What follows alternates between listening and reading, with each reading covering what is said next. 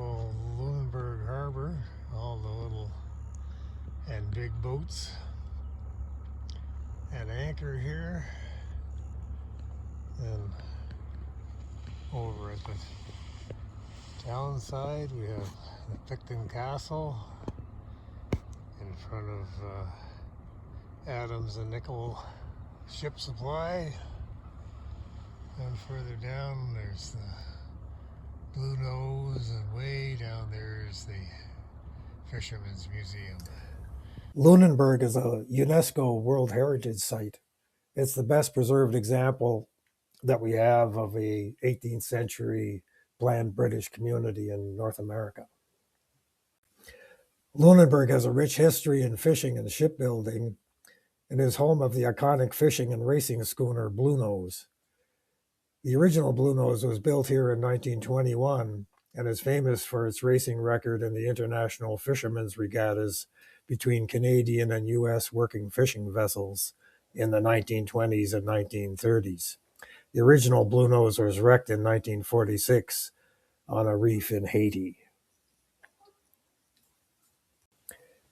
In 1963, a replica, the Bluenose II, was built by a local brewery and later gifted to the province of Nova Scotia.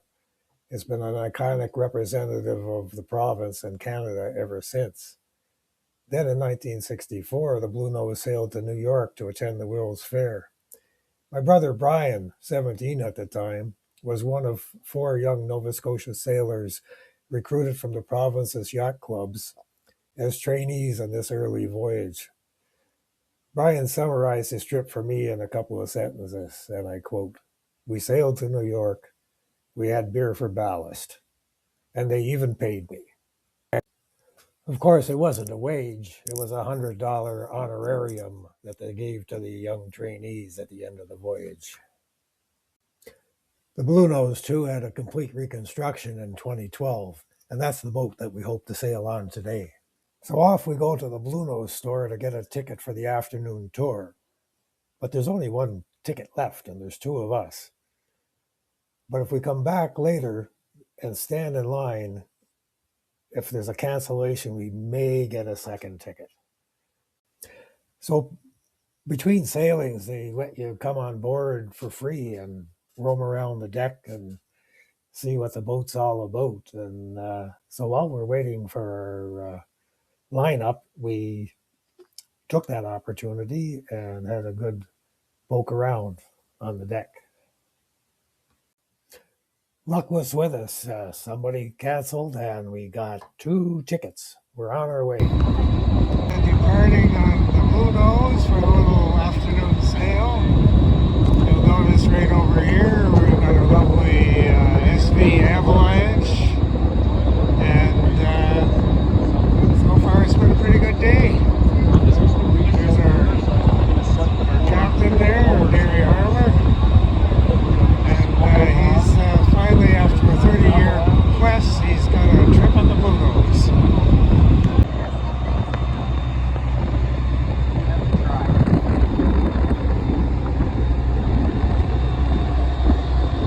And one of our exalted crew members.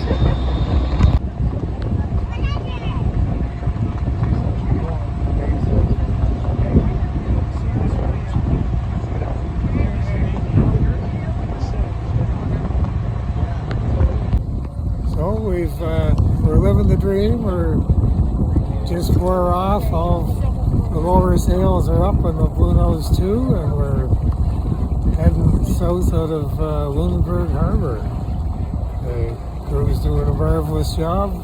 It's a sellout crowd, and yeah, it's just a sight to behold. Bluenose II. She's all a quiver now.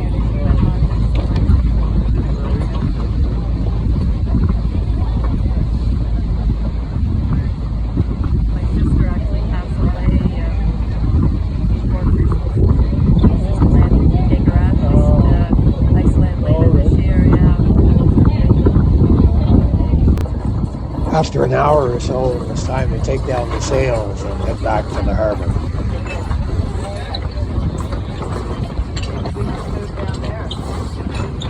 got downhauls on the sail, eh? Yeah.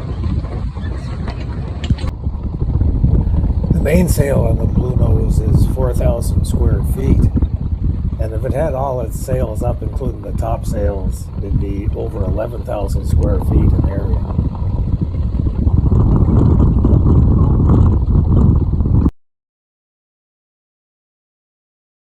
So we retraced our steps and went for a walk about town and had supper.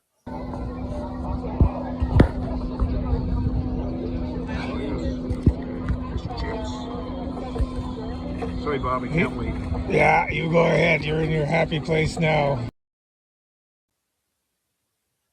When my brother passed in 1981, I became custodian of his sextant. I knew Gary was looking for one, and I asked him to take Brian's sextant with him on his voyages. I didn't know at the time that I'd be with him for the Atlantic crossing. We went back to the Bluenose II the next day and met with Captain Phil Watson. He was very gracious, and I told him about my family connection to the Bluenose from the time when it was owned by Olin Brewery. Closing the loop between my brother, his sextant, and the Bluenose II was very gratifying, and I thank Captain Watson for his kind reception. 6:30, 14th of June, Saturday morning. So goodbye to Lunenburg. It's been nice meeting you.